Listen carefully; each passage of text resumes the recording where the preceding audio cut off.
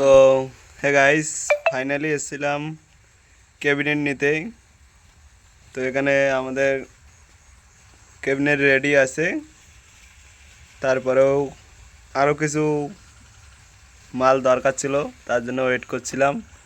তো এখানে আরও ক্যাবিনেট বানানো হচ্ছে, এখানে সব কিছু রেডি আছে। মিস্ত্রিরা এখন নেই, খেতে গেছে, সন্ধ্যার টাইম টিফিন করতে গেছে। এখানে জালি আছে, এখানে মেশিন, সব কাজ চলতেছে। তো এখন আমাদের 4টে ক্যাবিনেট রেডি হয়েছে, আর বাকি ক্যাবিনেটগুলো একটু পরে রেডি হবে আবার। তো